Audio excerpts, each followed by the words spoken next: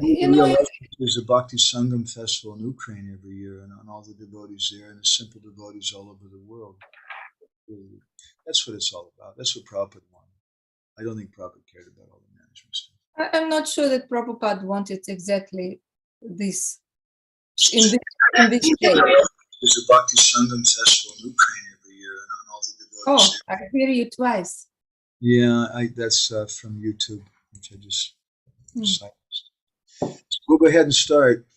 Hare Krishna, Ujjwala Rasiga. How long can we get your Sangha here, Ujjwala, today?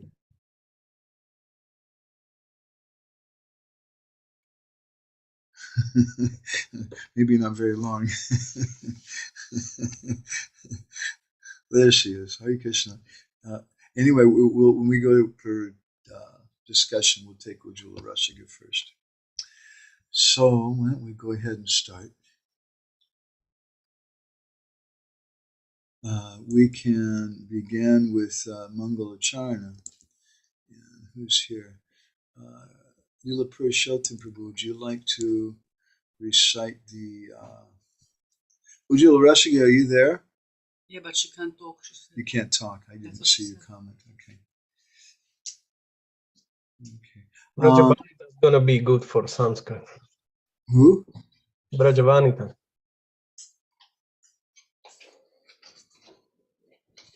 I may try.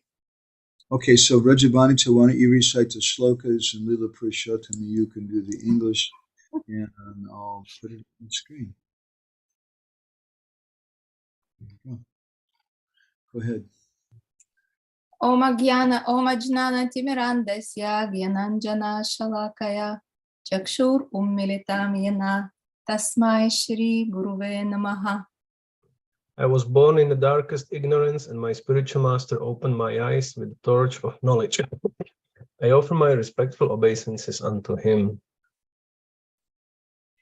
Shri Chaitanya Manobishtam Stapitam Yena Bhutale Svayam Rupa Kadamahyam Dadati Svapadantikam. When will Srila Rupa Goswami Prabhupada, who has established within this material world the mission to fulfill the desire of Lord Chaitanya, give me shelter under his lotus feet?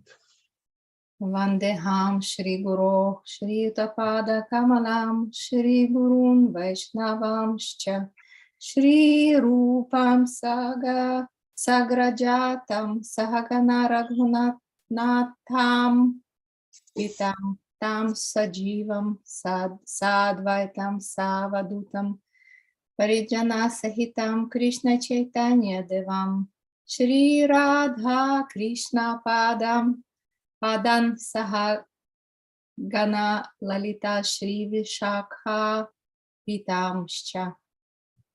I offer my respectful obeisances unto the lotus feet of my spiritual master and unto the feet of all Vaishnavas. I offer my respectful obeisances unto the lotus feet of Srila Rupa Goswami, along with his elder brother Sanatan Goswami, as well as Raghunath Das and Raghunath Bhatta, Gopal Bhatta, and Srila Jiva Goswami.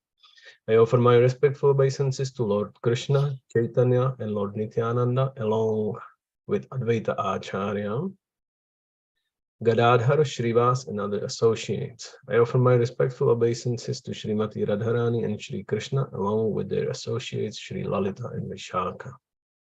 He Krishna Karuna Sindho Dina Bandho Jagatpate Gopesha Gopika Kanta Radha Kanta Namostute. O my dear Krishna, O ocean of mercy, you are the friend of the distressed and the source of creation. You are the master of the gopis and the lover of Radharani. I offer my respectful obeisances unto you. Tapta Kanchana Gaurangi Radhe Vrindavaneshwari Vrishabhanu Sute Devi Pranamami Hari Priya. I offer my respects to Radharani, whose bodily complexion is like molten gold and who is the queen of Vrindavan. You are the daughter of King Vrishabhanu and you are very dear to Lord Krishna. Vancha Kalpa Tarubhyascha Krishna Kripa Sindhubhya Evacha Patitanam Pavanebhyo Vaishnavebhyo Namo Namaha. I offer my respectful obeisances unto all the Vaishnava devotees of the Lord. They can fulfill the desires of everyone just like desire trees, and they are full of compassion for the fallen souls. Namo Mahavadanyaya Krishna Prema Pradayate Krishnaya Krishna Chaitanya Namne Gaurat Vishe Namaha. O most munificent incarnation, you are Krishna himself appearing as Sri Krishna Chaitanya Mahaprabhu. You have assumed golden color of Srimati Radharani and you are widely distributing pure love of Krishna. We offer our respectful obeisances unto you. Okay, Age, I'm not so keen in, but I will try. Yada Dvaitam Brahmopanishadi Tat Apiyasyata Nubha Yat Yatmaturyadmi Purusha iti sa Shyamsa Syamsha Vibhava Shad Aishwarya Purno Yaiha Bhagavan Sa Swayam Ayam Na Chaitanyat Krishna Jagati Para Tatvam Param Iha. What the Upanishads describe as the impersonal Brahman is but the effulgence of his body, and the Lord known as the Supersoul is but his localized plenary portion. He is the Supreme Personality of Godhead himself, full with 6 opulences. He is the absolute truth, and no other truth is greater than or equal to him. Radha, okay, thank you. We can recite this Pradhanatha Thakur together. Shri Krishna Nama Amrita Vaishi Vaktra Chandra Prabhat Vasta Tamo Bharaya Gauranga Deva Anucharaya Tasmai Namo Nama Shri Narottamaya. Again and again, I offer my obeisances unto Srila Narottam Thakur. He is a true follower of Lord Gauranga Deva, the nectarian shower of the holy name of Krishna, radiating from the moon of his mouth, destroys the darkness of ignorance. Gauragraganya Ganagota Goloruharam Gauranga Guratama Gopyara Kopa Briksham Gopala Gadaratidam Yati Singhadora Govinda Deshikavaram Satatam Namami. So, we're reading from Prema-bhakti-candrika. This is still the 2nd chapter. And we're on the 5th verse. A very nice subject today. Go ahead and share the screen. This is a very famous verse. And today's subject is why or how it is that Tirtha-yatra is a waste of time. And we want to look at this from different perspectives because it's not as cut and dried as it might seem. So he describes Tirtha-yatra parishram. The Tirtha-yatra is just parishram, it's just hard labor. Kevala manera brahm, it's just some illusion in your mind. Sarva Siddhi Govinda Charan. But the lotus feet of Govinda, they're the source of all perfection. Juda Vishva Shridi, you should have firm conviction in your heart. Dari Mada Matsarja Parihari, you should give up all pride and envy. Sadakoro Ananya Bhajan, and you should perform Ananya Bhajan. So Vishwanath Chakravarti Thakur's purport, just reading the translation of it, is short. Most of his commentaries are. He says that Sarva Siddhi here refers to the perfection obtained from performing pious activities such as visiting the holy places. Mada means a happiness that leaves one without intelligence. Mada means pride. That's how they've given it here, translated. But mada also means intoxication. So one becomes intoxicated with pride and they just lose their good intelligence. Matsarja means the inability to tolerate someone else's superiority. So today I mostly want to speak about parikrama.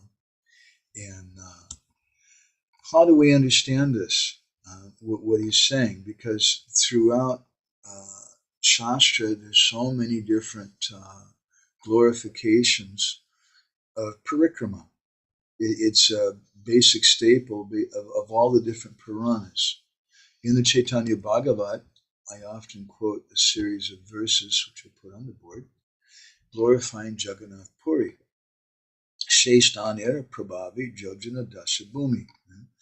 That this place, which is Jovana Dasabhumi, it's 10 yojanas in size. Sabare Dekai Chatra Bhuja Devagana, all the demigods, they see everybody in this place, Bhuvana Mangala Kori Kori Tishtani, this most auspicious place. They see all the demigods, see everyone here, even the animals and spiders and whatever insects, they see them as all having 4 arms. In such an auspicious place, Nidrite o Jeshtani Samadhi Falahoy. If someone does nidra, if they sleep in this place, they get the benefit of doing samadhi. Shayane pranama phala gyata vedikoi. If someone lays down, shayana, then they get the benefit of offering obeisances. Pradakshina phala paya kori brahman. If someone just wanders around in the Dham in Jagannath Puri, they get the benefit of doing Tirtha-yatra Pradakshina. Katamatsu jetahoy amarastavana. And anybody who just says anything there, speaks anything, maybe even about Donald Trump or Mr. Putin or something, they get, inconceivably, they get the benefit of offering prayers to Krishna. Hena se chetra ati prabhava nirmala. This place is so pure, so amazing, that matsya kaila upaya havishya phala, that even if someone eats fish in Jagannath Puri, they get the benefit of eating havishya. Havishya is some grains which are soaked with ghee and they're put in the sun, and they're considered to be especially sattvic, mode of goodness, and they're considered to bestow sattva guna in one's consciousness, and they're used for sacrifice. So just by eating fish in the Dham, they can get that kind of benediction. So he goes on to describe, let's see.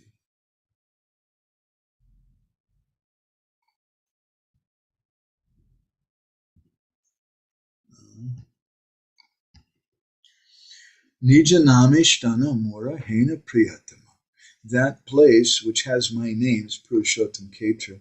It's very, very dear to me. Tahate Jataka Baishe Se Amarasam. And anyone who lives there, that person Se Amarasam. That person is equal to me. Anybody who lives in the Dham.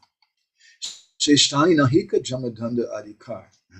And Yamaraj in this place, he has Nahika Danda Adhikar. He has no ability, no jurisdiction, no adhikar to chastise anyone.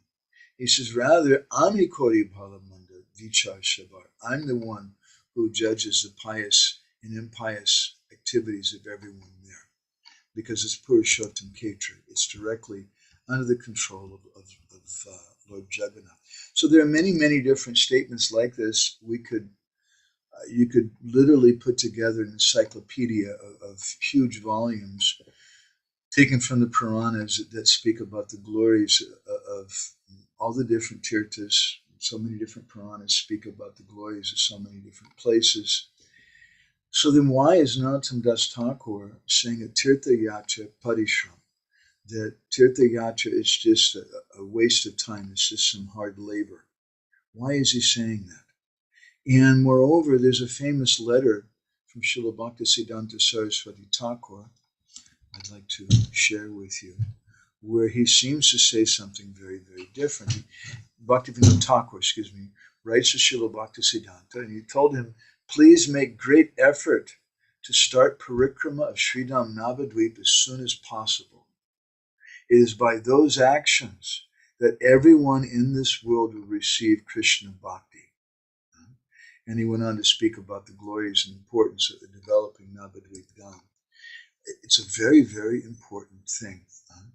We hear from Bhaktivinode Thakur in his Nabadwip Mandala Parikrama how Lord Nityananda Prabhu took Jiva Goswami on Parikrama of Nabadwip Dham. We also hear about other great Vaishnavas like Srinivasacharya Narottam Das Thakur, who came to Puri and also Vrindavan and to Nabadwip Dham also. Bhaktivinode Thakur went on Parikrama, the Pandavas went on Parikrama famously. Lord Ramachandra himself went on Parikrama. So many different personalities who've gone on Parikrama. So why is Narottam Das Thakur saying that Tirtha-yatra parishram, that it's just a waste of time? Srila Bhaktisiddhanta Saraswati Thakur wrote another letter about Nabadwip Mandala Parikrama, a letter which to one of his disciples, a letter which is being fulfilled to this day by different members of the Gaudiya Math. And Srila Bhaktisiddhanta said you should perform Parikrama of Sridham Nabadwip with 5,000 devotees and 100 mridangas. And it's going on like that. Even sometimes there's 10,000 devotees or more. It's quite amazing. Take part in the circumambulation with all your devoted religious friends and relatives. Do not neglect to gather together as many mridangas, kartals, ramasingas, that's a kind of horn you see sometimes that they play on. I really want to get one of those for our kirtan in Jagannath Puri, for our parikramas there. Penance and devotees as you can. For this festival of Hari, bring as much money and necessary items as you're able to obtain from the noble-hearted and generous people there. So it doesn't sound like a very bad thing. It sounds like a very, very good thing. And how can it be a bad thing? We all want to go on parikrama. In 1920, they started, Srila Bhaktisiddhanta started those Nabadwip Dham parikramas on the order of Srila Bhaktivinode Thakur. Originally, they went for 4 days, and then they extended them to 9 days, 1 day for each petal of the Nabadwip Dham, in which corresponds with one of the different main processes of bhakti. And starting from 1921, Srila Bhaktisiddhanta Saraswati personally led the parikrama, and he expected all his disciples to come along with him. But their purpose wasn't just to go and look at the holy places. And we should understand that their purpose was to do mass kirtan, mass sankirtan, and to hear Harikatha from authorized devotees. And each place they would go to, and still to this day, I've taken part in Nabadwip Mandala Parikrama and Braj Mandala Parikrama. The first Braj Mandala Parikrama I went on was with a disciple of Srila Bhakti Rakshak Sridhar Maharaj, who was also a Siksha disciple of my Guru Maharaj. He's actually from Hungary. I met one of his disciples here recently. His Guru still remembers me, but he was a sannyasi in the Gaudiya Math at that time. We did Braj Mandala Parikrama on foot, walking from place to place with no nothing. We didn't have backpacks or anything. We had a little blanket and we'd sleep with that in different places, and we'd beg from the Brijvasis, something which today, which is about, 30 years later, that was 30 years ago, it's a little difficult now because the Brijvasis, now they're eating onions, many of them, and things. At that time, it was very easy to do parikrama and just beg the house of the Brijvasis, and they were happy to feed you. And you could do like that. So Srila Bhaktisiddhanta personally established this. And they would go and they would sing songs. They still do to this day. They go to different places and they would sing songs of the descriptions of the places there. And they'd have different kathas and things in the evening and have programs and that. So it's an important thing. Also, another purpose of parikrama is alluded to in the Bhagavatam in the 9th canto when we hear Ganga Devi. She's speaking about why she doesn't want to come to the earth. She says, Kim chaham na bhuvam yashe, nara mayam rijanchagam, mujami tadagam kraham, rajams tatra vichintyatam. She said, I don't want to go there, because if I go there, then everybody's going to want to come and take bath in my waters to become free from their pop, from their sin. and then all that sin is going to come to me. So how am I going to become free from this? This is a big problem. So this is also discussed in the 4th canto, chapter 30, text 37 of the Bhagavatam, where it's said that Tirthanam Pavanichaya, that the devotees, they purify the holy places of pilgrimage. Prabhupada writes in his purport, he says, when a devotee comes to take his bath at those places of pilgrimage, the sinful reactions left by the sinful men are neutralized by the devotee. Tirti kurvanti tirtani swantastena gadabrita. Verse from the 13th chapter of the 1st canto of the Bhagavatam. Because the devotee always carries the Supreme Personality of Godhead within his heart, wherever he goes becomes a place of pilgrimage, a holy place for understanding the Supreme Personality of Godhead. Here's that verse. Bhavadvida bhagavatas tirtha bhuta swayam vibho tirtha kurvanti tirtani swantastena gadabrita. My Lord, devotees like your good self are verily holy places personified. Because you carry the personality of Godhead within your heart, you turn all places into places of pilgrimage. So Prabhupada describes in his purport that it's therefore the duty of everyone to associate with a pure devotee and thus attain freedom from material contamination. Everyone should take advantage of the wandering devotees whose only business is to deliver conditioned souls from the clutches of Maya. Now, I've spent many, many years living in the Dham in India, in Mayapur, in Jagannath Puri, and in Vrindavan. We stayed at Govardhan extensively. Every year at Govardhan, on the disappearance day of Srila Sanatana Goswami, they have, I don't know, maybe 1 million people come to Govardhan Hill. Half of the residents of Delhi, practically, they come to Govardhan. And it sounds very inspiring, but if you go there, it may not be so inspiring for your experience. Similarly, every Ekadasi practically, especially Ekadasis in Kartik, in Vrindavan, the city just becomes packed. Nowadays in Vrindavan, every weekend, you can't even get into the city. They block off all the traffic and they send you to different places, and you just got to park somewhere and take another rickshaw. And it's very difficult just to even enter into the city. And that wouldn't perhaps be so bad if it was all very sattvic, ecstatic Vaishnavas. But a lot of the people who are going there don't seem to be so devoted. Rather, they seem to be like karmis, like a classic karmi, meaning someone who wants to get some pious benefit. And that's a wonderful thing, to go to Vrindavan, to go to Govardhan during a Mayapur festival. For years, many years we were going every year for Gaur Purnima to Mayapur. And after 1 or 2 years of that, I stopped attending the program in the temple because I just didn't like being squeezed like a pancake. And we would go to some devotee's home, or we would go to some small program. For a few years, we started going to the Russian program when it was at the Goshala. And then we quit doing that because that got too big. But we'd like to go to some smaller programs with like-minded devotees where we could hear them chant. Every year in Mayapur, around that time, they get maybe 1 million yatris that come, mostly from Kolkata, and it's packed. And similar to what happens in Vrindavan, when you do Vrindavan Parikrama on Ekadasi, you'll find they're playing so many there's 2 rules. Number 1, you have to have a big speaker. 3 rules. You have to have a big speaker. Number 2, the volume has to be turned up all the way.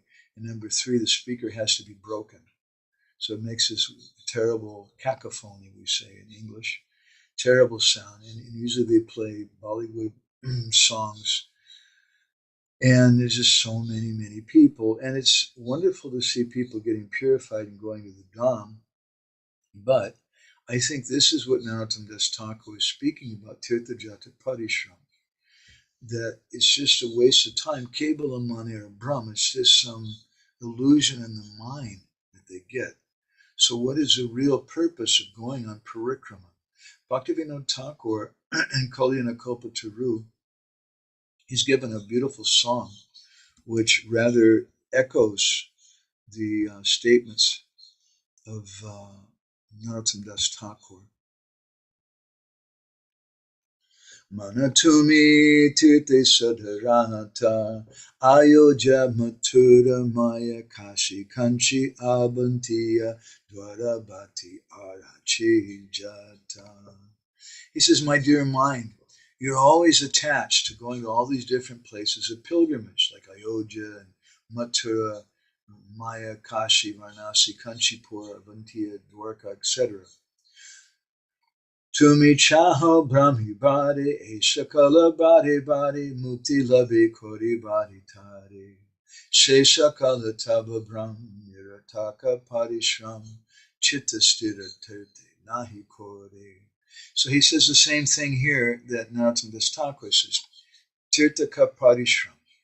He says, Tumi chaho brahmi bade, you want to go, Tumi chaho, let's go, chaho, chaho. Let's go. We're going to wander around Shakali Badi Badi from all these different places. But why are you going? Mukti Labha Kori Badi Tadi. You're going there so that you can get some mukti, some liberation. Sheshakala Taba Brahma. This is all what Narottam Thakur is saying too. He uses the same word Brahma. This is just some illusion in your mind. Nirartaka Parishram. It's just parishram, all this Tirtha-yatra going like this. Chitta stira tirte nahi kori. And you're not fixing your consciousness. So you're going to all these tirthas is just parishram, just useless labor. Tirtha phala sadhu sangha. The real fruit of Tirtha-yatra is to get sadhu sangha. Sadhu sangha antaranga. And especially we want to associate with intimate devotees, antaranga bhaktas. Or another way to put it is that our sadhu sangha that we want to do in the tirtha is antaranga sadhu sangha, meaning with like-minded devotees. And this is one reason why I love to take devotees on Parikrama and Jagannath Puri. I can't say that I love going on the big parikramas, the big yatras, the big institutional yatras, although I've done that some. I've been one of the main speakers in different dhams for those, and I appreciate it, and I will always support those things, and will speak something about that. But I personally like to have some antaranga tirtha-yatra, some very sweet, intimate association. Because it says the purpose of going, Bhaktivinoda says, Sri Krishna Bhajan and Manohar, is to do sweet bhajan of Sri Krishna. Jata sadhu tata tirtha. The sadhu is really the tirtha. Stira kori nija chitta. And we should fix our consciousness in that. We should try to find that place where there's a sadhu. Not just trying to go to some tirtha or something. Prabhupada comments sometimes that there's people, they dress up like sadhus to go to the tirtha, and the real purpose is to collect money from the pilgrims. And then he says at the same time, there's some loose women who want to have children, and they go to the tirtha, and they hit on these sadhus and have a child with them. And so Prabhupada says in this way, it's the cheaters and the cheater. And both of them are cheating. You have a false sadhu, and you have this woman who's going for a false purpose, but she doesn't get an actual sadhu either. Sadhu Sangha Koro Nirantar. We want to always remain in association with devotees. Jai Tirtha Vaishnava Nai, Se Tirtha Nahi Jai. That tirtha where there's no Vaishnavas, that's not a tirtha. Ki Labha Hantiya Duradesha. Why do you want to go to so much trouble, Duradesh, to go to that distant place? Jata Vaishnava Gana, Seshtana Brindavana, Seshtana Ananda Asesha. Only that place where there's devotees present, that's Vrindavan. And only there, in that place, Seshtani Ananda Sesh, you're going to get unlimited devotional ecstasy. So Prabhupada, one of the stated purposes of ISKCON was to create places of pilgrimage, much like Rupa and Sanatana Goswami and Rama Kelly. We visited there many years ago doing some research, and there's a Shamakun and Radhakun there. There's different forests of Vrindavan. They have different kuns of the different Sakis, still there to this day. They created their Vrindavan. And Prabhupada said that one of the purposes of our society is to create places of pilgrimage in the West. Bhakti Tirtha Maharaj, when he was diagnosed with cancer and they told him he's going to leave his body soon, he purposely chose not to go to Vrindavan, not to go to Mayapur, Jagannath Puri, but he chose to go to Gita Nagari in America to show devotees that that place is a sacred place. And he left there in a very, very glorious way, surrounded by devotees. So Bhaktivinoda goes on, Krishna Bhakti Jeshtani, Mukti Dasa Se Kani. That you should understand that Mukti is the dasi, she's a maidservant of Krishna Bhakti, in that place where Krishna Bhakti is at. So wherever Krishna Bhakti is present, maybe in New Vrindavan, or in Gita Nagari, or in New Mayapur in France, or wherever it may be, where devotees are coming together and doing kirtan, and they're keeping Krishna Bhakti in the prominent thing, that place is that's a tirtha, and Mukti Devi, she's personally going there as a maidservant. And going to New Brajadam here in Hungary, and you're feeling the atmosphere. Immediately, even non-devotees, they come and they can feel the atmosphere. There's so much. Where sometimes we may go to Vrindavan, and maybe you don't feel it. Sometimes I tell the story about one devotee whose father happened to be a mayor of a small town in South America. And his son invited him, Father, you've got to come into Vrindavan. It's such an amazing place. And so his father came to see this amazing place. And his response wasn't so favorable. He told him, he said, we have public toilets in our city, which are in South America, which are cleaner than the streets in Vrindavan. And sadly, that's a fact. But as Radha Govinda Maharaj once commented, somebody was saying that, Maharaj, it's very bad, all the Delhi wallers are coming to Vrindavan. And Radha Govinda Maharaj said that even if Vrindavan becomes Delhi, it's still Vrindavan. But it's Vrindavan through the consciousness of the devotees. And when we go to the Dham, we shouldn't go there just for some pleasure seeking, just to have a good time, or just to get some liberation, or think about ourselves. But we should go to the Dham with the attitude of doing Dham Seva. And what is the best Dham Seva? The best Dham Seva is Nam Seva. We want to go there and we do kirtan, because in many of the Dhams today, in Jagannath Puri and Vrindavan, they're selling dead flesh. There's a McDonald's in not far from Mathura. They're selling alcohol and things. And people go there. We were staying in one apartment complex down the street from the Krishna Balaram Mandir a few years ago, and they were having disco parties sometimes in Vrindavan, and it makes you want to cry. It's such a very, very sad thing. So the Dham is disappearing, not just because of bulldozers are coming and plowing over different places of pilgrimage, but the Dham is disappearing because of the consciousness of it. And so the best service that we can do to the Dham is to come and do kirtan and have Hari Katha, and that reestablishes the purity of the Dham. And therefore Ganga Devi, she said that, look, so many people are going to want to come and take bath in my waters, and I'm just going to get their sin. So how can I be protected? And the answer is that when the devotees go there who are chanting the holy names, if they're focused on doing kirtan, then that's Dham Seva. So that place where devotees are staying, where Krishna Bhakti is established, Salila Tatai Mandakini, that's the Ganga, the Mandakini. Mandakini is the Ganga in the heavenly planets. Gira Tata Govardhan, Govardhan Hill is there, Bhumi Tata Vrindavan, that's really Vrindavan. Avibhuta Apani Hladini.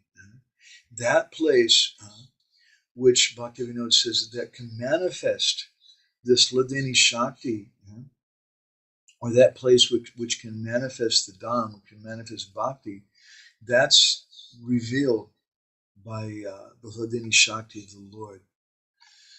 So Bhaktivinode, then he finishes his song saying, Binoda Kahichi Bhai, my dear brother. Bhaktivinode Thakur is asking you, Brahmayaki Phalapai, what kind of follow, what kind of benefit are you going to get by going to all these places of pilgrimage? He says, for me, Vaishnava Sevana more brata. My vow is that I want to serve the Vaishnavas. This is why I want to go to the Dham. Srila Bhaktisiddhanta Saraswati Thakur wrote 2 articles about Tirtha-yatra. One was called Nabadwip Mandala Parikrama, and the other is called Braj Mandala Parikrama. And I remember when I first came across those articles, they were written in English in the Sajjana Toshmi, but it was his magazine. When I first came across those articles, I was excited. Wow, I'm living in the Dham. Let's read about these. And I was thinking it's going to talk all about the glories of Vrindavan, the glories of Nabadwip Mandala, but it didn't. Those 2 articles speak practically nothing about the Dham. All they say is that if you're going to those places and you don't take shelter of the devotees, then it's just a waste of time. It says that when you go to those places, the purpose is that you should associate with the devotees. Otherwise, what is the benefit of it? There's a story, Srila Bhaktisiddhanta Saraswati Thakur wrote Mura Prabhu Katha, a series of articles in Sajjana Toshini about the life of Gorkishore Das Babaji. And one of them is very interesting for our discussion today. One day in Nabadwip, in Mayapur, Gorkishore's Babaji, he called all the devotees together. There's a group of devotees coming to hear from him every day. And he told them that tomorrow there's going to be a big Rath-yatra festival in Paramatala. Paramatala is the center of Nabadwip town. And there's going to be a big chariot there. And then after the festival, there's this famous wealthy man who's going to put on a big feast. And you should go there. It's going to be really auspicious, and you'll be able to have so many sweets and rasgulla and flat rice and yogurt and so many nice things. And he kept speaking to everybody about this festival. And so the people, they were thinking, Bhaktisiddhanta says, that Babaji Maharaj was encouraging them. He wanted them to go. And indeed, it's what he was saying. And so the next day, when the festival was going on, nobody arrived to hear from Gorkishore's Babaji. Every day, people were coming to hear from him. But on that day, maybe one person came. And Gorkishore's Babaji started laughing. And he said, today I have life again. He said, all those aparatis, all those offenders of the holy name, now they've left association of the devotees. They've left the chanting of Hare Krishna. And they've just gone to see this festival where there's a lot of beautiful young women and they can have something nice to eat. But they don't really understand the purpose of sadhu sangha. And only those devotees who really appreciate sadhu sangha have stayed here today. So this is why Narottam Das Thakur is singing in this way.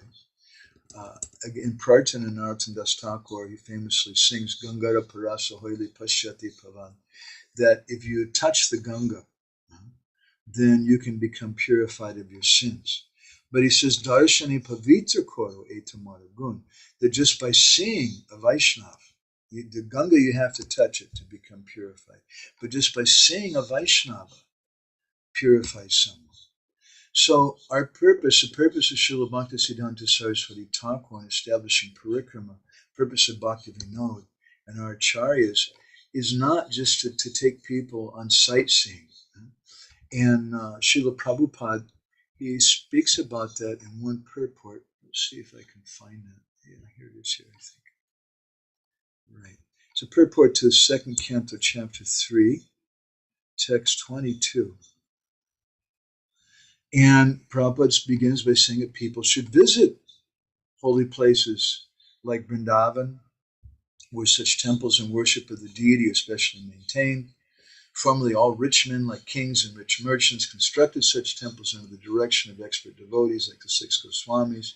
It's the duty of the common man to take advantage of these temples and festivals observed in the holy places of pilgrimage by following in the footsteps of great devotees, Anubraj. One should not visit all these sanctified pilgrimage places and temples with sightseeing in mind.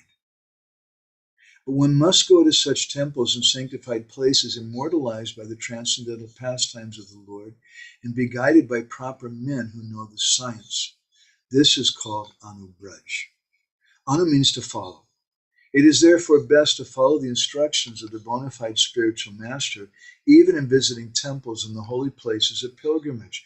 One who does not move in that way is as good as a standing tree, condemned by the Lord not to move. The moving tendency of the human being is misused by visiting places for sightseeing. The best purpose of such traveling tendencies could be fulfilled by visiting the holy places established by great acaryas and thereby not being misled by making men who have no knowledge of society. We also have money-making men in our society too. It's a common thing. It's something which will happen all the time. That song is from Kalina Kalpataru, Gwanitai Prabhu. Devotees remind me later on, I can share that with everyone. It's such a very, very wonderful song. So we should understand why our acaryas have given us parikrama, and we should fulfill the desire. Srila Bhaktisiddhanta Saraswati Thakur, he wanted devotees to establish Brajamandal Parikrama. But at the same time, it's not, and we hear so many stories about the Pandavas doing Parikrama and other persons, but there's other examples, like I'll show you another purport. This is from Chaitanya Charitamrita, Madhya Lila chapter 16, where Prabhupada, he's translating from Bhaktisiddhanta Saraswati. And he says the eternal Brajbasis, and he gives a long list, like Sri Damodar did not even come to Vrindavan Dham. Here's the long list. Shri Pundrik Vijayanidhi, Shri Haridas Thakur, Srivas Pandit, Shivananda Singh, Shri Ramananda Roy, Shri Sikhi Mahiti, Shri Madhavi Devi, and Shri Gadadhar Pandit Goswami never visited Vrindavan Dham. Srila Bhaktisiddhanta Saraswati Thakur points out that we have no authorized document stating that these exalted personalities visited Vrindavan. But Aradhya Bhagavan Brajesa Taniyasta Dhamma Vrindavanam. Mahaprabhu says that Vrindavan Dham is the topmost abode. So how is it these devotees didn't visit there? And in fact, Gadadhar Pandit took a vow, Chaitra Sannyas, that he'll never leave Jagannath Puri. And he refused to, he wouldn't go to Vrindavan, but he went to break that vow when Sri Chaitanya Mahaprabhu was going. And from that pastime, we understand that Gadadhar Pandit wasn't just attached to Jagannath Puri, but Gadadhar Pandit was attached to the service and association of Sri Chaitanya Mahaprabhu. In the Chaitanya Charitamrita Mahakavya of Murari Gupta, in the third canto, he speaks something about Jagannath Puri. Yavat shach chanchalam chittam. It says, as long as your chitta, your consciousness is chanchala, is flickering, nashad yavat sunirmalam, it's not purified, tavat tirtani punyani, the different tirtas to get punya. Vicharet sarvata puman. Tata nirmale chitte stiradi purushotame. Then when your consciousness becomes fully fixed and purified, then you should go to Jagannath Puri. You should stay there. Nivasan kurute nityam patika swashrame yata. Just like a traveler returns to his own ashram. He uses the word ashrame yata. A different word is used in the Narottam, the Nityananda Vilas. Is it? If I can find that verse or not. In the Prema-Vilas by Nityananda Das, where Mahaprabhu tells Lord Nityananda in chapter 8, he speaks about why he's come to Jagannath Puri. Prabhu Kohin Sripad Tomi Koro Avadan said, listen, Sripad Nityananda Prabhu, listen carefully. Jaistani Basili Suk Se Janmastan. That place where you get happiness, Se Janmastan, really that's your birthplace. Jinimita Chadya Ainu Nilachal. That's why I left Nabadwip Dham and have come to Nilachal.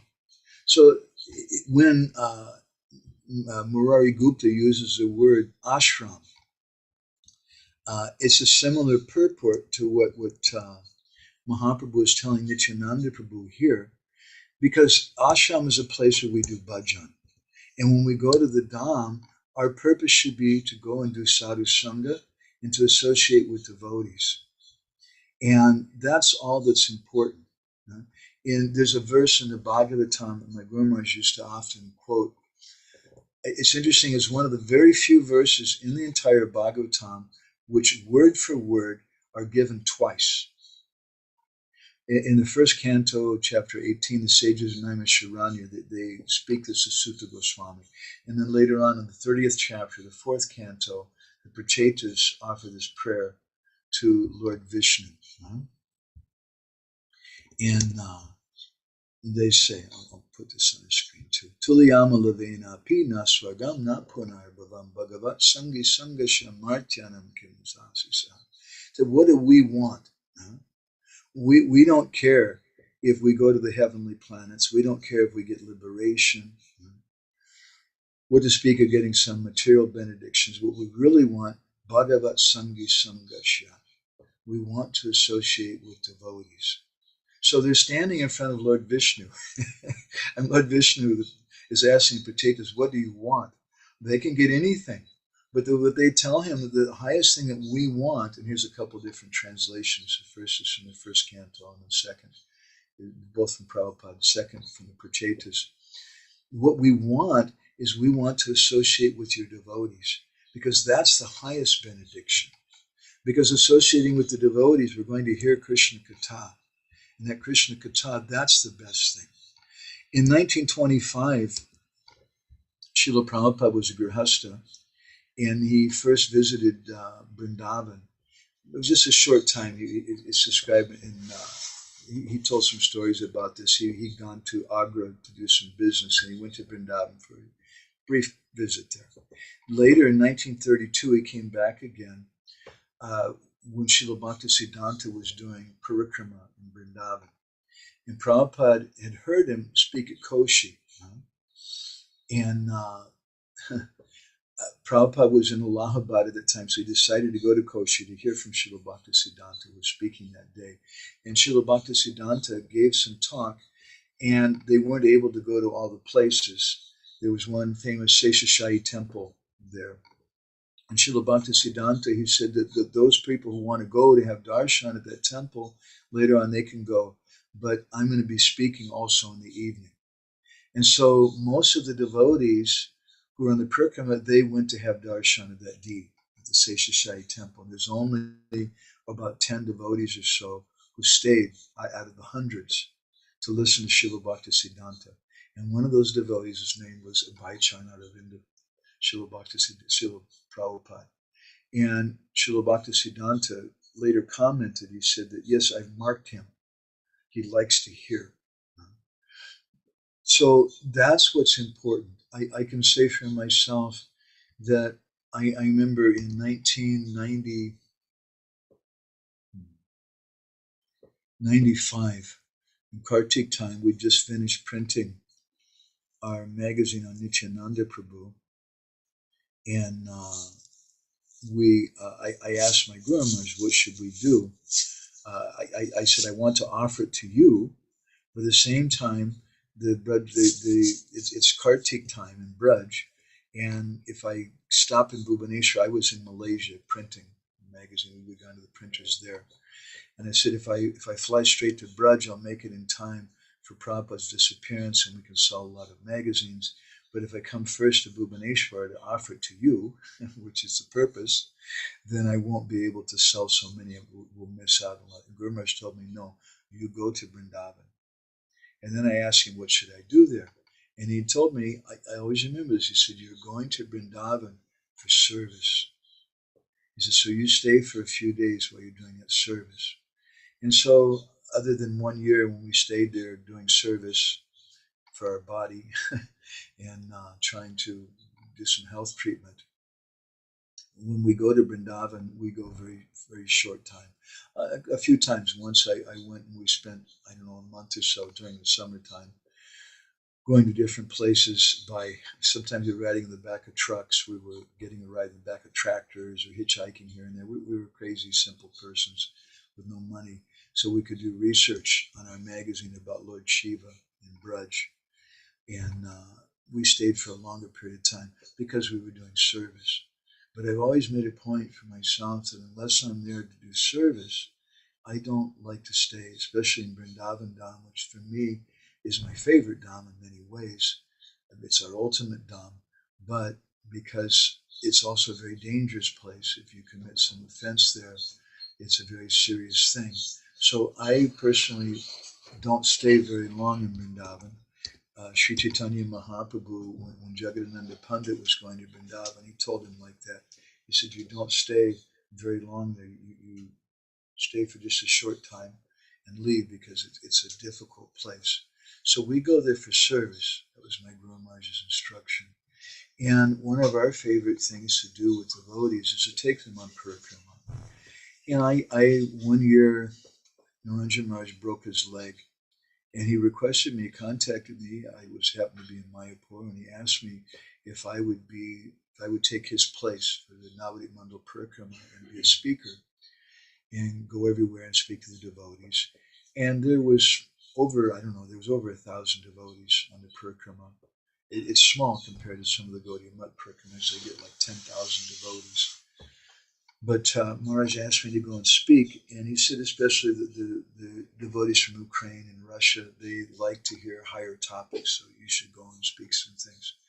So we were going, and it was a wonderful service to do for Srila Prabhupada and for our society. But for me, I wasn't so inspired because, although I always want to encourage that, because Srila Bhaktivinode Thakur instructed Bhaktisiddhanta Saraswati to do it. And Srila Prabhupada, following him, also instructed the devotees that they should do the parikrama. But it's kind of a general preaching, and there's some purpose in it, and it gives the devotees some opportunity to hear something. But the really sweet sangha comes when we go with a small group, just like we hear about one of the first Brajabamba Parikramas after the time of Chaitanya Mahaprabhu was Shyamananda Srinivas and Shyamananda Prabhus. And they went to all the different places in Brajamandala, just the three of them. And sometimes they would stay in one place for 10 minutes and just say something. Other times they might go there and they'd sit down and they'd sing a song and start doing some bhajan. And then the next thing they know, it's like 2 or 3 days later. There was no fixed schedule. It was just their complete ecstasy. And that's a very wonderful way to do parikrama. And there's traditions of both in our lineage, and we want to respect both. Personally, we like to take devotees on parikrama and puri because we like to try to take them on the small kind of mood of parikrama, although sometimes we have 100 devotees, or when Radhanath Maharaj comes, we took something like 7,000 devotees. We were speaking to them and taking them around some places. It's a little more austere, but in that case, everyone was on the same page. Everyone was there because they loved Radhanath Maharaj and they wanted to hear from him. And they were all very eager to hear. And so we felt inspiration because the devotees are there to hear. Other times, to be a little racist, please excuse me, but I found sometimes with the Deshi devotees, the devotees born in India, sometimes when they want to go on parikrama, I'm not always so inspired by it. We've been on some of those parikramas and they start at 7 o'clock in the morning and they don't stop until 7 or 8 o'clock at night, and they just go to all the places and they want to spend maybe 5 or 10 minutes in each place. And the idea being, I guess, that they're getting some purification, and then later on they can tell everybody that, oh, we went to this place and it was very nice, and we went here and we went there. And if they go back to their friends and they weren't able to go to this place or that place, then they feel a little discouraged. that we didn't actually get the proper benefit of our parikrama. But we should understand, Narottam Das Thakur is saying that this Tirtha-yatra parishram, it's just parishram, it's just a very difficult thing. If it's a very difficult thing, that's not what we want. We want to go on parikrama, Jai-sabastani, with the associates of Mahaprabhu. We want to visit the places of Mahaprabhu, and we want to do kirtan there. And I love taking devotees there because for a lot of Western devotees, most of what they know, honestly, a lot of times, not always, but a lot of what they know about Krishna Bhakti is something a little institutionalized, and it's not it's not so free, it's not so hoitiki, it has some particular motivation to it. But just to be able to take them to different places and do kirtan and have Hari Katha, and it's not all about collecting money, it's not all about institutional things, but it's all about just bhakti. And we love taking devotees in parikrama like that in Puri, and we've been doing it for many, many years. In the Bhagavatam, the finishing note, in the 10th canto, chapter 14, we hear the prayers of Lord Brahma. And he says there that Gyane prayasa mudapashya namanta eva. He says, you give up your gyan. And he says, Stani stita shruti gatam tanivan manover. Just stay in one place. It's not necessary to go here and there. Really, just stay in one place and do kirtan. And Vishwanath Chakravarti Thakur, he has commented on that verse. Stani satam nibasa. Just stay in one place. Eva vyagrataya stitaha. Natu tirtha prayatnadi kleshan krivantaha. He says that there's all this trouble. Klesha means trouble. When we try to go to different places of pilgrimage. Living in India for so many years, so many devotees, they want to come and visit the Dham. They want to come and visit India, and they're so excited, and rightly so. I was in ISKCON. I joined in ISKCON in 1982, and it wasn't until 1993 that I was able to go to the Dham. Even though I collected $500,000 for our temple and doing book distribution, they never had money to send me. But it meant a lot to me when I finally got there. And you want to naturally go to all the different places. So I meet devotees quite often in India. They say, yeah, here's our schedule. We're going to arrive in Delhi. We'll stay the night at the temple. And then the next morning we go to Vrindavan, and we're going to spend 3 days in Vrindavan. And then we'll come to Jagannath Puri. We'll spend 2 or 3 days in Jagannath Puri. And then we go to Mayapur and we spend 3 days. And then we go to South India. And I tell them the only thing that you get is loose motions. You just get diarrhea from traveling around so much. Better you go to one place. Better just go to Vrindavan and stay in Vrindavan and take part in the 24-hour kirtan with the devotees there. And then you'll really experience Vrindavan. Go to Mayapur. Go someplace and hear Hari Katha. Do some Tirtha-yatra, but do Tirtha-yatra with devotees, having Hari Katha. So Vishwanath explains, Asani Stita Shruti Gatam Tanuvan means that instead of doing all this trouble, going to all these different places, you've already traveled. You're flying from America, from Europe, you go to India, it's a long flight, you're tired, you arrive in India, all of a sudden it's really, really hot. You don't feel very good. And then you got these taxi drivers who they're trying to cheat you, and indeed they are. And if you're a young woman traveling by yourself, don't do it. That's all I can say. It's even more dangerous. Something terrible may happen. It's such a hassle. And you go to the guest rooms, and it's just cockroaches and monkeys and all these things. It's very, very difficult. It's difficult traveling like that. But the reason we should go there to do bhajan. That's our purpose in going there. We should stay in one place, and we should hear Hari Katha from the devotees. That's our purpose in going. But two purposes are there, and we should understand and we should respect both. One purpose is for ourselves, and if we want to really achieve the proper benefit, who cares if we go to all the places? Devotees ask me, how many places are there, how many tirthas are there in Jagannath Puri? He just want to laugh. Chaitanya Mahaprabhu, it says in Chaitanya Bhagavat that he walked through all the streets in Jagannath Puri. So the whole city, every square foot of Jagannath Puri is a sacred place, either from Chaitanya Mahaprabhu or from some exalted devotees, his associates or other devotees. So where are all the sacred places in Puri? That's not why we go there. We go there because we understand, as I often tell devotees, that we go there because we want to come in contact with something transcendental. And this place, to use kind of a New Age conception, is like a it's like a portal. Thank you, Krishna. It's like a portal. Portal is like a gateway, which will take you to another abode. And they have science fiction movies. You enter into one portal and you can go to another universe or something. So the Dham is a portal like that, which takes us to the spiritual world. But the purpose of us going there, if we just go there and we just wander around the different places, even with a group of devotees, but if our only purpose is to get a t-shirt that I did Braj Mandala Parikrama, I went to Puri, it really makes me so sad. It's such a hard thing. What is the benefit of that? Years ago, I remember after Guru Maharaj left, one of my good friends, local devotee friends, who's still a very good friend, and a wonderful Vaishnava, in Bhubaneswar, he told me, he said, Madhavananda, it's Mahakumbha Mela coming up, and we're all going to go to take bath in the Kumbh Mela, and we're going to get so much benefit, this and that.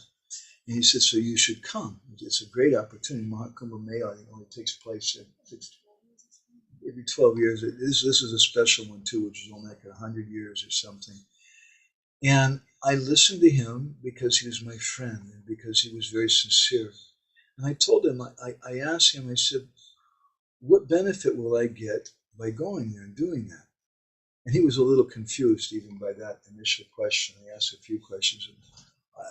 And I said, well, I'll tell you, the benefit I'll get some Bhakti Unmukhi Sukriti. And if I get a lot of Bhakti Unmukhi Sukriti, what benefit will I get? Bhaktivinoda Thakur explains, I'll get Sadhu Sangha. Now, what is the fruit of Sadhu Sangha? If I have a lot of Sadhu Sangha, I may get Guru Padashraya. I may get association with Guru. Now, if I get association with Guru, what is the topmost goal of that? To get Guru Seva. So I told him, my dear friend, I already have Guru Seva. So if I go with you on your parikrama, and no doubt it's very wonderful and we don't want to negate it, but if I go with you, it's just a waste of my time because I'm already doing a service for my Gurudev. So therefore, our acaryas describe, Bhaktivinoda Thakur is singing that wherever Krishna Bhakti is going on, that place is Vrindavan.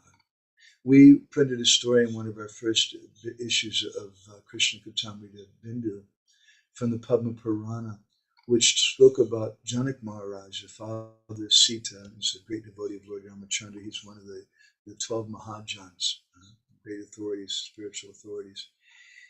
And it says that when Janak Maharaj left his body, Vaikuntha airplane came to take him on it. And as they were taking him to the spiritual world, somehow by the will of the Lord, that Vaikuntha airplane happened to go close to Yamalok, the abode of Yamaraj. And there were so many different sinners there who were suffering like anything. And when they felt the wind that had touched the body of Janak Maharaj came, they felt relief from their misery. And they felt some great happiness and joy. So they started praying to Janak Maharaj, please don't leave. We're so miserable, we're suffering. But when we get the touch of the wind that's touched your body, then we get some relief from that. So the Janak Maharaj, the Padma Purana, says that he was thinking to himself that if this brings them some relief, then I'll stay here. For me, this is better than liberation. And so he sat down there by the gateway to hell. And after some time, the Yamadutas, they came and they saw him, and they went to Yamaraj, and they said, hey, boss, there's some guy here. It looks like he doesn't belong here. And so then Yamaraj personally came to see him, and he saw Janak Maharaj. He said, hey, you're Sarva Dharma Shiromani, you're the crest jewel of Dharma. Why have you come here? This is for great sinful persons. They're so bad and things. So you should leave here. You should go to the spiritual world.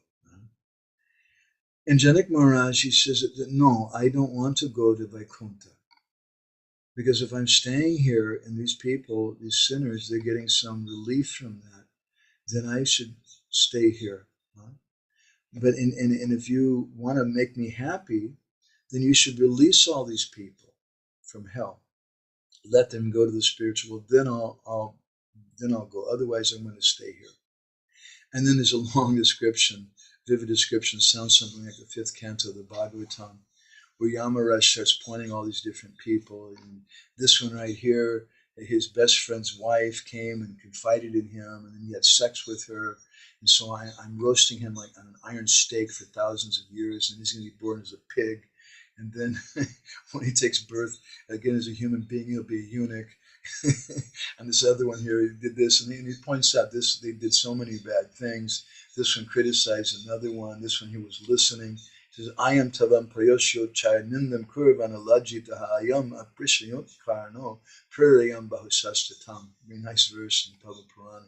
He said, this guy's here because he criticized someone, and this other one was listening to that criticism with great interest. And therefore, because of that, these two persons, they've gone to hell. So when Janak Maharaj heard all of that, he started crying. And this is the nature of a Vaishnava. They're not thinking just of their own welfare. And he asked him, he said, so how can they be delivered? And then Yamaraj, who's Dharma Raj, who knows Dharma, he thought for a moment, and he said, okay, look, if you want to release them, even though these guys are really bad, they're all sinners, they've never gone through the Bhakti program, none of them are chanting 16 rounds, they're not chanting anything, they're not following any principles, they're all sinful persons. But if you share with them the benefit you got one morning by getting up and chanting the name of Lord Ram, you just share with them that one benefit, and they'll all be released. And so when Janak Maharaj heard that, he said, then let them all be released from hell due to the religious merit that I've gotten by worshiping Lord Ramachandra. And as soon as he said that, then immediately there was a huge Vaikuntha airplane bus that came down, and it took all the residents of hell to the spiritual world. And there's a similar story also in the Sringa Purana about how the residents of hell got liberation. So our purpose is not just to go here or there, but our purpose is to remember the Lord, remember his pastimes, associate with his devotees, to hear Hari Katha. And we want to arrange for parikramas for common people, like some of our friends in India who are so attracted by going on Tirtha-yatra. And for them it was a big thing. In Islam, people go on Hajj, I think is what they call it. At least once in their life, they go to Mecca. And they say that if you don't go at least one time, then your life is useless. A similar thing is there in the tradition in India. People go at least one time in their life to Dwarka or Vrindavan or Badarakashram or Jagannath Puri. They would go and they would spend sometimes months walking. Sometimes people would be leaving their bodies, walking to go to Jagannath Puri. And Shastra says if they would leave their body on the way, they would get liberation. As Burijan Prabhu would often comment too, those devotees, as they're walking, they're already in the Dham. Because as they're walking, I've seen many of these parties to this day. There's still village parties of people who walk. They may walk from Rajasthan to Jagannath Puri. It's not an uncommon thing. And as they're walking, they cook along the way, and they do kirtan in the evenings, and they sing songs, and they have Hari Katha and things, and they're thinking about Jagannath Puri. So long before they arrive in Puri, they're already in Puri with their hearts. But today, for many of us, as Burijan Prabhu comments, we get on an airplane, and we leave Israel, and we get on the airplane, and we go to Vrindavan. But we're in Vrindavan, our body, but our mind is still back in Israel. Our mind is still back in our native country. We haven't arrived yet. So what's important is our change of our consciousness. And we should understand the purpose of these parikramas. It's also very wonderful to go on parikrama with so many devotees because it creates community. But what is it that creates community? It's not that you sign up for the Braj Mandal Parikrama and they give you a wristband so you can get prasadam, and that wristband creates community. Or the fact that you signed up, that creates community. Those are not the things which create community. What creates community is by going to these different Tirtha-yatras with like-minded devotees and doing kirtan and having Hari Katha and remembering what went on in those places. So for me, this kind of parikrama is a very, very important thing. It's a very important thing in my life. And when Narottam Thakur says, Tirtha-yatra parishram kevala manera brahm, what does he mean? It doesn't mean that we should never go to the Dham. Srila Prabhupada wanted all the devotees to go to the Dham. Sometimes he would say at least once a year and stay for a month. Other times he would say you should go at least spend 1 year and learn the language. Because by going, especially for devotees from the West, we learn something about the culture. Of course, that means that we should actually associate with sadhus and in the Dham and not just go to take bath.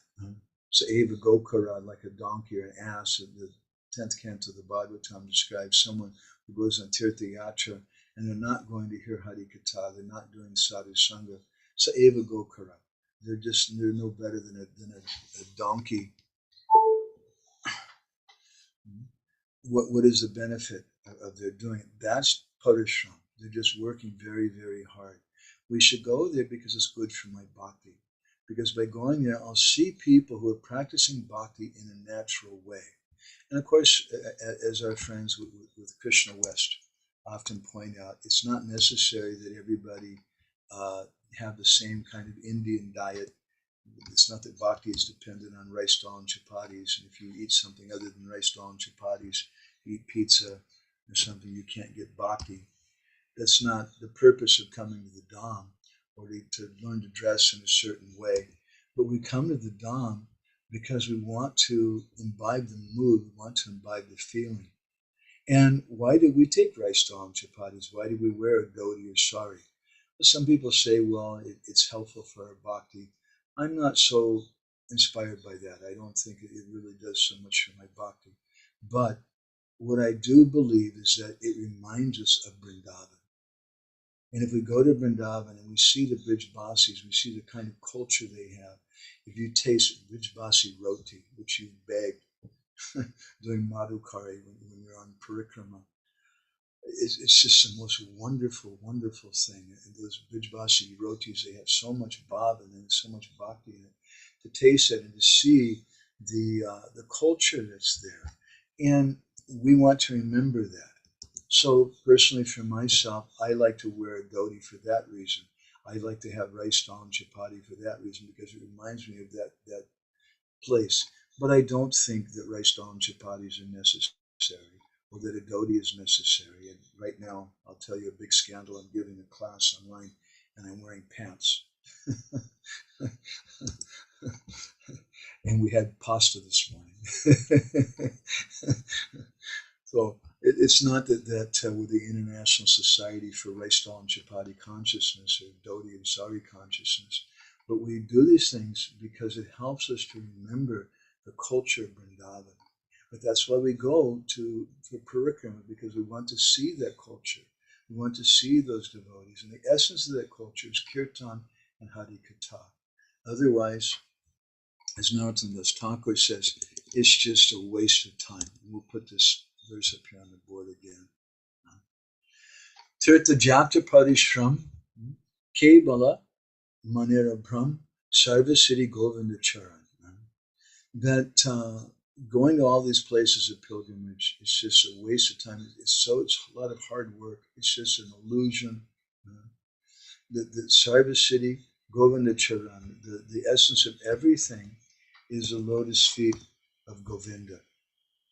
Vidya Bishprashriti. So we should fix this in our heart. Narottam Thakur says, our conception of this should be very, very fixed, not that we become bewildered by some rituals. And for many religious people, going on pilgrimage is a ritual. It's an important ritual. In Christianity, in Islam, in Hinduism, it's an important ritual. We don't want to do it for some ritual. We want to do it because we want to get the lotus feet of Lord Govinda. Mm-hmm. So rather, Drita Vishvas Hridi, in our heart, we should be fixed in this Dari Mada Matsarja Parihari.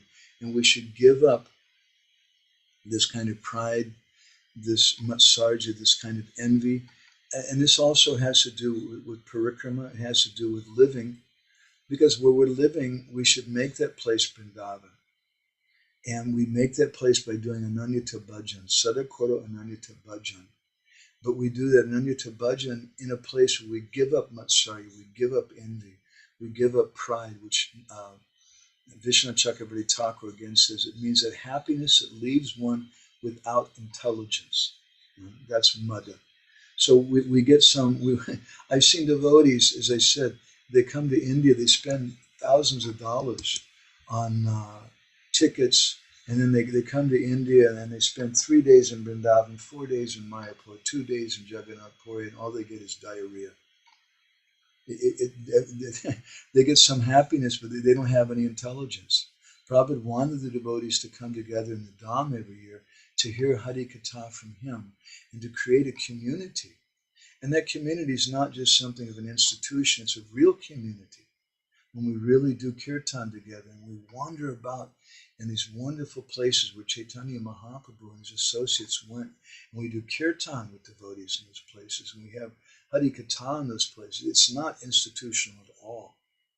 And it creates a wonderful, wonderful sense of community. And that's one of our most important services we want to try to do in Jagannath Puri. So I'm going to go ahead and stop there, and we can take some reflections from devotees. Ujjwala Rashaga made a few comments. I'm sorry we didn't finish in time to hear something directly from her, but she wrote something. She talked about her prize. She said, Sadhu Sangha Antaranga. And your Antaranga do Sadhu Sangha. Then there's no need for external parikrama because you're with the sadhu in thought and seva. And that's why Srila Prabhupada created these temples and communities. So then why should we go and do yatra, she's asking, to go and be with sadhus again? So it's Tushanti cha Ramanti cha. Also there's some opportunity to do Vapa Seva to sadhu. Nam Seva, like cleaning up or any physical seva. Dham Vasi Seva, etc. So yatra is for Shravanam and Seva. Also, it's not a Dham Yatra unless you internally associate with the sadhu. Although I have sadhu association externally. Thank you very much for putting his katha together. We had an opportunity here and contemplate it through the words of sadhus. She said, I'm looking forward again for that time when I walk through the fields in Puri, though I'm scared of snakes just because I want to follow the sadhu. My Puri Yatra was Dham Yatra only because of the sadhu sangha I had. Otherwise, it would have been just a trip, as Srila Narottam was saying. There was so much physical inconvenience, but I can't trade it with anything because of the spiritual benefit I got. So that's our purpose. We want to go, and I want so much to be with the devotees. I wish all of us, we could be together in Puri. We lived in Puri. I've been there since 1993, in Bhubaneswar, and in Puri since I think like 97. And after a few years of being there and sitting behind my computer like I do all day long, against Krishna Krone, just writing and whatever, I realized that what am I doing? I'm here in the Dham. And so when we're staying on Waterworks Road in Chakra Tirtha area, I started walking every day. It took me about 20 minutes to the Jagannath Mandir. And I would just stand outside the temple and have darshan, the Petit Pavan Jagannath. And there's hundreds of Dhambasis who come there every day. And we'd all stand there with our shoes off and offer obeisances and recite Jagannath Astakam. It's a very, very nice thing. And then later when we shifted to our new place by Gopinath Pur, it takes us about 40 minutes or something to walk to Jagannath. It's not so practical, but I started going to that place which some of our acaryas have described as Radhakund. in Jagannath Puri, which is Narendra Sarovar. And we would go there and have darshan a few of the very wonderful deities there, and take baths in Radha Krunamathas and prayers and circumambulate. Because if we're staying in the Dham, it's important that we touch the Dham. We come in contact with the Dham, and we should do some Dham Seva every day. So Lila Purushottam Prabhu's comment, we should have a retreat in Puri with our group hearing the Nectarian Katha. Yes, it's important, Prabhuji. It is. And we'll all really come together. I remember we've had hundreds of groups of devotees in Puri over the years, and I won't say places or names. Different devotees, we're born with a certain nature. We're born in a certain place, and sometimes it's not the highest thing. I can say it in my case for sure, coming from America or something. But we had one group who were coming from a place which was very institutional, and they came, and we usually begin with asking the devotees why they came, what they want to get out of the Dham. And then we do our parikrama, and the last day we ask devotees again to speak, and what is the best thing that you got, and how are you going to keep it? And these devotees, who were very kind of straight, practically all of them started crying. And in this particular yatra, they don't cry. It's not. They're like Czech devotees. I don't know Czech, but they're very hardcore kind of devotees. They don't do that. But they all started crying, and they told us that we don't do this kind of thing. They said in our yatra, the only extra kirtan we would have be once a week after the Sunday feast. But now we're doing bhajans every day and going to these places, and it's just so wonderful. So I'm sorry for talking so much. Siddha Hari Prabhu has to go. I'm sorry, we're going to lose you. He says, I'm grateful for speaking, enlivening Katha about developing a proper mood while visiting the Dham. Due to my neophyte tendencies, I see everything with the consciousness of enjoyment, and the same consciousness creeps in case of the Dham. Your Katha today in verse 5 sets the right mood to hear and chant about our dear lordships. I also appreciate the writings of Bhaktivinoda Thakur that you read about how the presence of the holy men create the Dham. I'm going to visit my spiritual master for a few minutes. All wonderful. Your class has helped me now to develop a proper attitude. Although he's now in a small town in Texas, his presence is turning that town into a holy place. Hearing your class makes me feel like a fool when I have often taken the association of sadhus lightly. I hope to correct and respect them with all my heart. I have to leave early today. And when we go to associate with our Gurudev, what does it mean to associate with him? It means that we hear Hari Katha and that we do Kirtan. But just to get my photograph with Gurudev, or have Gurudev put his hand on my head or something to tell everybody I was with Gurudev, what's the value of that? But we want to go and we want to hear from him, because hearing Hari Katha, we're hearing the heart of that sadhu. So Siddha Hari Prabhu, thank you very much. When you go there, please offer my pranams to your Guru Maharaj too. Tell him we miss his Sangha, and I miss his Hari Katha very much. I'm missing the Dhamma. We wish we could go back very much. And if you see Radhajiv and Gopal Prabhu, we also offer my pranams to him. I think he's traveling with your Guru Maharaj as his servant. Hare Krishna. So let's see who else is here. Tirtha-yatra Prabhu, do you have to go early? You always have to go early, it seems like. Yeah, I will have to go earlier because I have another Sangha soon coming up. Okay, so maybe we can ask you to share something with us today then? Yeah, I just wanted to, there is one note in the purport of Bhagavatam 324. There is also, Prabhupada is discussing this point, what we were discussing today about Narottam Das Thakur not advising people to go to holy places. So 324. 320, Shloka 4. Okay. In the middle of the purport is one paragraph. It says about that also. I remember because I read it a while ago, so I was somehow having it in mind. And just two more things. One was that I really like this your point where you said that about having sanghas with like-minded devotees, because I remember when I was also on sangha with you in Puri, it was actually really nice. I am also not much fan of those tourism. I'm also maybe a little, maybe I'm more lazy, so I don't really like to go to many places. I just like to just sit somewhere and listen for the rest of the time. Fine with that, you know. So it was really nice. And I have one question, if you can help me with one thing.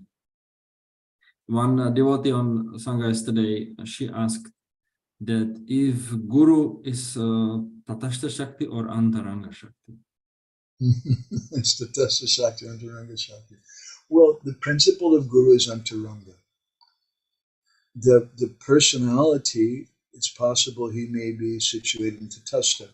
He may not be a very liberated person. But if he's coming with the principle of Guru, the Guru Parampara, and he's following the principle meaning giving Harikatha in our line, stressing Kirtan, Srimad Bhagavatam, Prasadam, and all the teachings of our Parampara, then there's some connection. And that connection is Antaranga. So Guru by nature is Antaranga. But as an individual, it's possible for him to be one or the other. That's my thought. What did you say? Actually, I said the same thing what you said right now. I just wanted to have confirmed from a sadhu. I don't want to just... And so the devotees in the spiritual world who are permanently there, they are Antaranga Shakti? Yes. Bhaktivinode Thakur and Harinam Chintan, and Jaiva Dharma, he says they're all Chit Shakti. They're spiritual potency. And he speaks about, to say something controversial, I've got to say something controversial, otherwise Lila Purushottam will go to sleep, you know.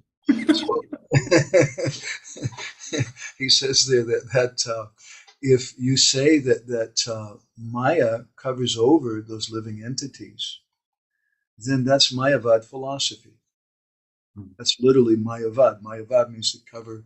Maya is covering over Krishna. So that Chit Shakti in the spiritual world, it can't be covered over by Maya. And if you say that someone's becoming covered over by Maya, that's Mayavad. So we don't agree with that. But okay. Yeah. Perfect. We're losing everybody. Everybody's jumping out right away. Let's see here. Lila Purushottam, my favorite controversy.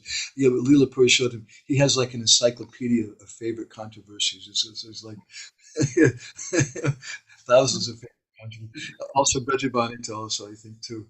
They have their favorite controversies. That's their nature. Gorni Thakur, let me just read his comment. Sorry, I need to have to go. Thank you very much. It's deep inside this topic. My Eka Bhakti, about developing Eka Bhakti, my comments today is the 7 purposes of ISKCON. How does the 5th support the 4th? 5th is to direct holy places for the members, how and why, by pure devotees who extend their mood to the place where they worship. For support the main principle, having small like-minded devotees and give them an opportunity to focus on Krishna Katha. Certainly, that's a good comment. Thank you for sharing that. And Prabhupada said sometimes that all my disciples are pure devotees. Now, from the history in ISKCON, that may sound questionable, but they're pure devotees in the sense that they weren't taking shelter of karma, gyan, or yoga. They're just taking shelter of bhakti. And as long as someone does that and repeats the holy name and Hari Katha, then there's purification, and those holy places will have some benefit. But we have to keep purifying them. If we don't keep focusing on Hari Katha, that's ahoitaki, with no motivation. Just as I was reading something recently from one of my favorite sadhus, so we had good fortune, he had some association with Srila Bhaktisiddhanta's disciple, Bhakti Pramod Puri Maharaj, and he was telling the devotee who's going to be the next acharya after him, he told him, he said, don't make my temple into a hotel. When devotees come here, don't charge them money. Don't try to make a profit off of them, but you treat them as guests. I love that. That's that makes me very, very happy. Anyway, Gorni Thakur goes on, Yajna Sankirtana Prayajanta, he's Sumeda Saha, and a sage, intelligent person completes the performances of all kinds of yagas simply by chanting. As we see in practice, it's not easy to intelligently worship or do proper Sankirtan in a new society as ISKCON is. So I don't mean to be discouraging about some of the ISKCON Parikramas. They are wonderful. And it depends on each person's perception and realization. I personally like to have smaller sanghas so I can more intimately associate with devotees. But I think it's really, really important that we have such yatras where devotees get a chance to go together and hear and chant and just focus, just leave everything material for a week or so and just do kirtan and hari katha, take prasadam and visit different places of pilgrimage. Very, very important. Okay, thank you, Tirtha-yatra. Brajabanita, do you want to share anything? It's good to have you, Brajabanita. Yeah, it's very real for me also because it's, you know, it's holidays now because of Passover. I have, it's not a question, but few things that are not combined together in my mind. First of all, for myself, I know for myself that I cannot relate it to big parikramas. It's something that just crowds make me, annoying. I don't like crowds anywhere, wherever. So for me, it's very difficult to be in crowd. Physically, I mean. So if I'm suffering physically, how can I perceive any information or katha or whatever? It's difficult for me. It's first thing. Another thing that's, as you say, with the example of Bhakti Tirtha Goswami Maharaj, Swami Maharaj, that he chose to stay in USA and leave his body there, because as you also say, as scripture says that Tirtha actually is where the holy people's there.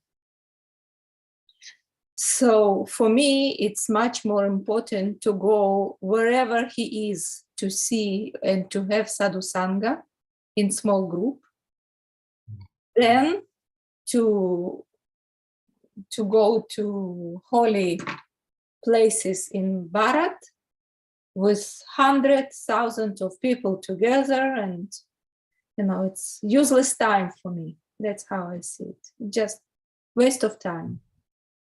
What happens, I think a lot of times it's just a lot of hard work. It's just parishram. Yeah. It's such an austerity being with such a big group and spending It's not for everybody. It's not for everybody. I cannot. I'm suffering. That's why when I came to Vrindavan number of times, I stay in small ashram, ladies ashram, very small, close to Mandir, and just walk around alone because I can't. Or if I could add to some small group, but I didn't found it. So I just walk alone around because it's the place itself, especially Vrindavan, it's very, how to say, it's very tough because it's a lot of people in one place, a lot of Indians, a lot of people from all kind of parts of India comes there. And you already feel like, under pressure of the people, of attention of other people. So I just stay there and just went to the morning classes and aratis, and went back and make my own parikramas around Vrindavan. That's all that I could suffer, actually, because other I couldn't. So thank you. Well, thank you. I remind me when Krishna Kuni and I were staying in Vrindavan one year, we went to Janmashtami, Krishna Balaram Mandir. And I'm like you, I have a hard time. I was living in a cave in a mountain in the forest before I joined. I really don't like crowds very much. And so I thought, we'll go, this is Janmashtami, and we went for the 24-hour kirtan. We were sitting in the kirtan group in front of Radha Shyam Sundar. And I remember it was so crowded, people were falling on top of me. I was sitting down in the kirtan and people were falling on top of me because it was just so packed. And I was I was completely mental. I wasn't absorbed in the kirtan. I was really unhappy. So yeah, for some of us, we need to have a little more quiet time. I like to go to Vrindavan. I these days, I very rarely go to Vrindavan in Kartik time. Hare Krishna Tirtha-yatra. Thank you very much. And thank you very much, Prajabhanita. Krishna. Looks like you have a camouflage army shirt on. Oh, it's blue color. It's like Krishna color. It's a blue. I thought you were getting ready to go to fight against the Russians. Yeah, I'm fighting on my life. I don't need Ukraine for that. Hare Krishna. Hare Chandra Prabhu, do you want to share anything? How are you doing?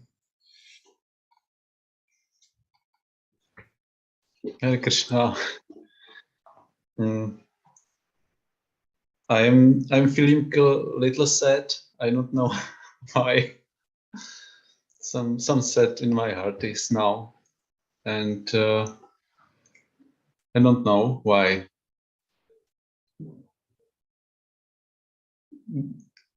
It's it's all no.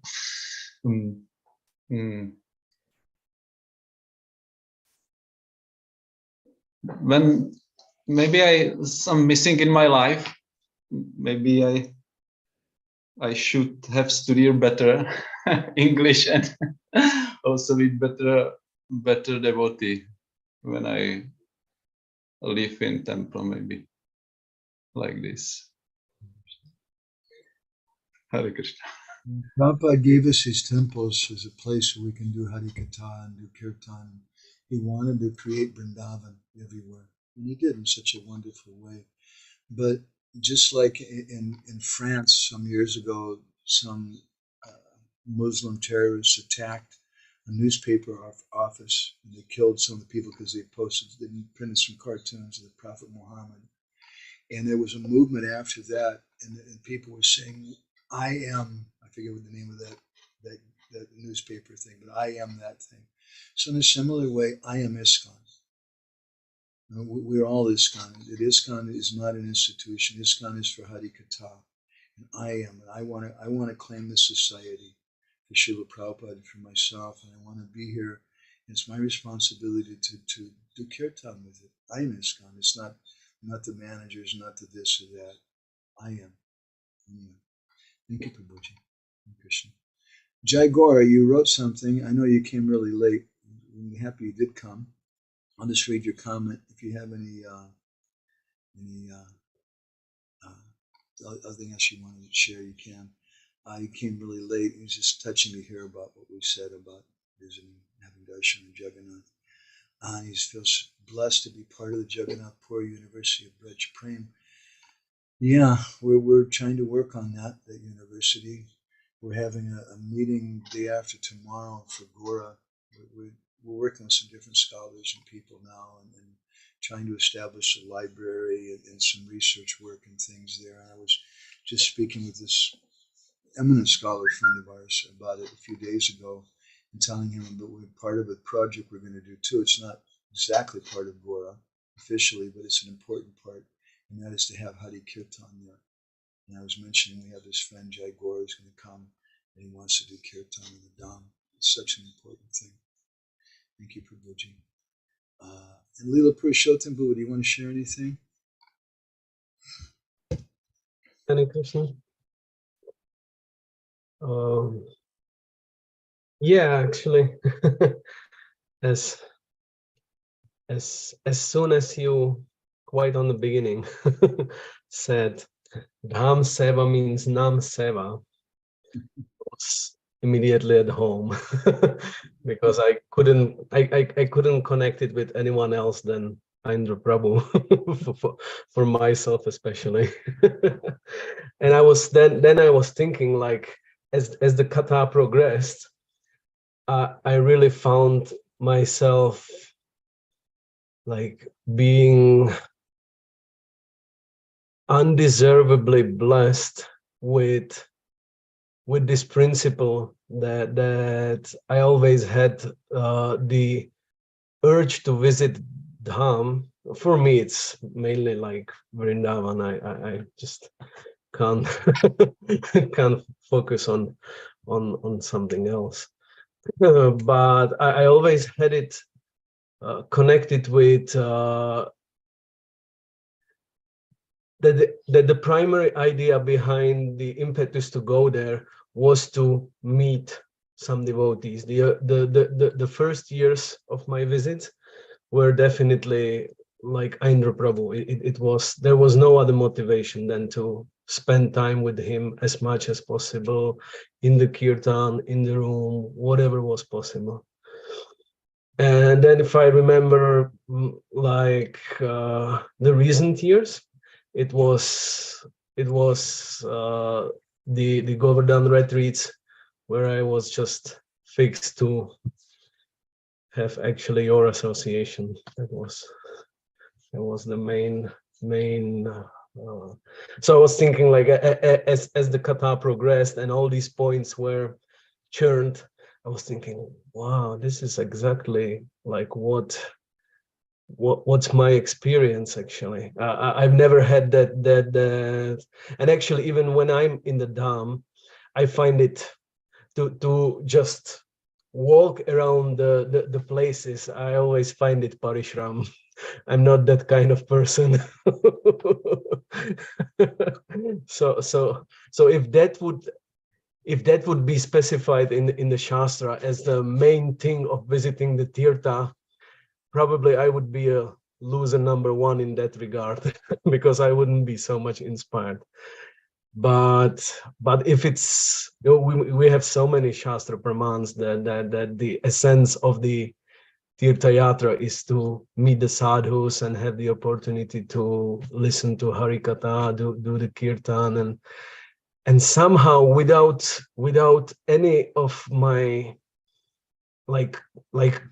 being conscious of it, it just so happened that I always had it as a primary motivation to go to the Dham, to meet with, and even like not just that also on I can maybe say, compared to based on the discussions with the devotees, you may have it from the Shastra, like, yeah, you go there to meet the sadhus, so probably someone in Krishna Balaram Mandir will be giving morning class, and it's part of my schedule to go there for morning class. But it's quite different if you go there with specific sambandha, with specific relationship to that sadhu, then it makes big difference actually. If you're emotionally engaged in that relationship with the devotee that you want to visit, want to listen from, want to have the association. So I was like thinking, we were reading Bhagavatam now, and now we are in a difficult part actually, when Akrura comes to Vrindavan, and there is this verse on his way to Vrindavan is Kim something, Kim that, Kim this, and and he's like expressing like, how did I deserve that I will be able to meet Krishna? What was my piety? What was my sukriti? What was my that was his thoughts, Akrura's thoughts, and it created similar thoughts for me. This kata, I was like, what was my qualification that I could receive in my heart that attraction to those devotees like you and Indra Prabhu. So that was my happiness of today's kata. Years ago, when Guru Maharaj was present, and sometimes devotees would go to India just to associate with Guru Maharaj, or devotees would go just to associate with Indra Prabhu, or different Vaishnavas, different sadhus. And sometimes they would go back to America, back to the country, and somebody would say, so, where did you go? Did you go to Vrindavan? No. Did you go to Mayapur? No. Did you go to South India? No. Where did you go? I only went to Bhubaneswar. And I just stayed in Bhubaneswar for 2 weeks or for a month. And you really missed out. They didn't miss out. Once Guru Maharaj used to chastise devotees wanting to go to Vrindavan. One of my godbrothers, Raghava Pandit Prabhu, a good friend of mine, he wanted to go to Vrindavan. And Guru Maharaj was chastising him every day. So what will you get? You go to Vrindavan, Baba. You just go there to just see some places. You should stay with sadhu. You should hear from sadhu. And then finally Raghava was getting a little mental. Maybe Guru Maharaj doesn't want me to go to Vrindavan. And so he approached him privately. And Guru Maharaj said, no, I'm speaking like that in public. And he said, what are you going to do in Vrindavan? And he said, well, Guru Maharaj, I was thinking to go and spend time with Ayendra. And when Guru Maharaj heard that, he said, oh, Ayendra. Oh, very good. He said, you go and you do that. And it was a very amazing thing. So that's our purpose. And for some devotees, they think, oh, you went to India and you only spent 2 weeks and you only associated with Ayendra and you didn't go to Mayapur or Puri or this or that. You just wasted your time. They have said, you didn't get diarrhea the whole time you were there. I mean, that's the purpose of going to India, right? And maybe I wanted to ask one more thing, because you mentioned on the beginning that that's like expressed goal of ISKCON, one of the goals of ISKCON by Srila Prabhupada, to create the holy places of pilgrimage in the West. Now my question is, does it is the application of that purpose just general thing, like having a temple where the Bhagavad Gita is going on, where people can visit the deities or whatever? Like we may have many statements from Shastra, like wherever one tulsi plant is, that forest is non-different from Vrindavan, statements like this. Or Srila Prabhupada says our temples are like Vaikuntha, or one could interpret it as a holy place. But my question is, we can see in the history few places where the specific holy places were established out of their locations, like Ramakeli, you mentioned that, Rupa Sanatan, they had their Vrindavan, they had their Radhakund, they had their Govardhan. And so we can say the same about Hungarian farm, actually. So my question is that what does it mean to establish the holy places of pilgrimage? Or is there a specific methodology how to really, I don't know how to say, like, install Radhakund at some different place? One place in India, better I don't say anything more specific than that. There's one place in India that we've been to. It's kind of like a tourist park. And they have deities of the 6 Goswamis and Leela, Ramachandra Leela and Radhakrishna and Mahaprabhu and so many different things. And you wander around, there's all kinds of tourists who come all the time. And a lot of the dioramas are quite beautiful. And I'd say all of them are beautiful. And there's nice verses sometimes put up here and there. It's quite tastefully done.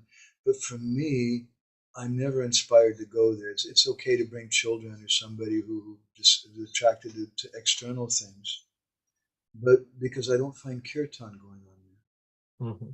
So that was Srila Prabhupada's real purpose, was to establish kirtan. And there's something for the antarmukjanas and for the bahirmukjanas. So the bahirmukjanas, the external persons, they say, wow, we went to New Brajadam and they have a big building.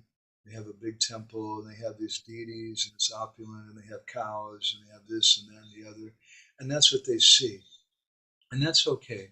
But for someone who's an antarmukjana, they'll go and they'll see, oh, I met some very nice Vaishnavas, and there are some very nice Vaishnavas who are really, really attached to the holy name and the service to Radhasham Sundar.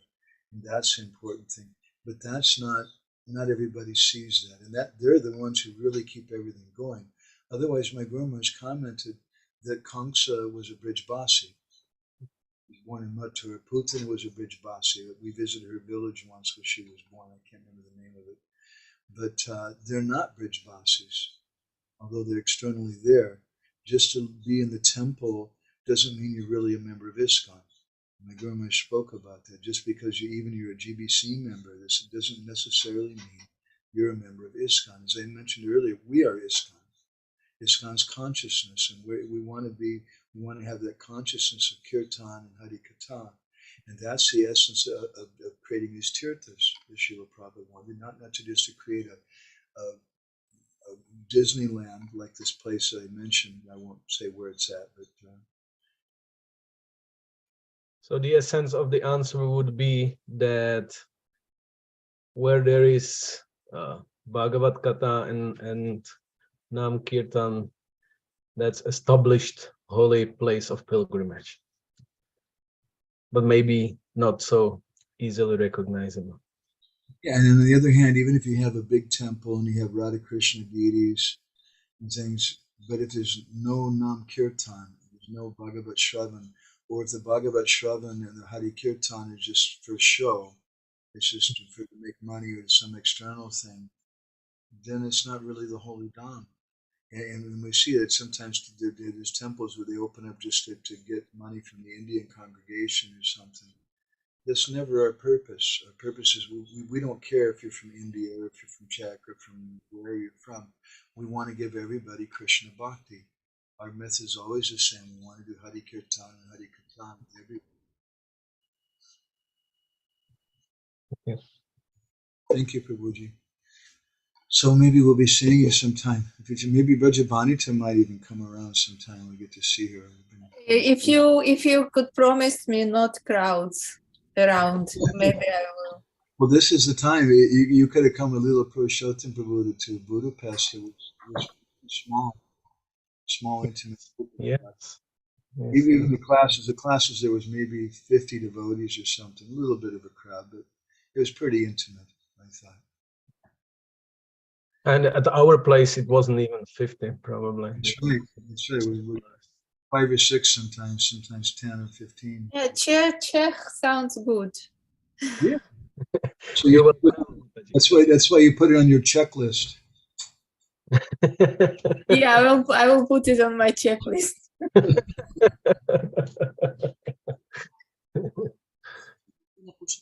Lila Purushottam. Okay. Just ask. Okay. So we'll go ahead and finish Lila Purushottam. Maybe you can come back on again in a minute. We could talk to you for just a couple of minutes. Yes, I just wanted to ask that if we could have it now. Yeah. Checklist. Okay. So on here here on the same Zoom. Yeah. I'll turn off this session and start again. Yes. Nantara Srimad Bhagavatam ki jai, Srila Prabhupada ki jai.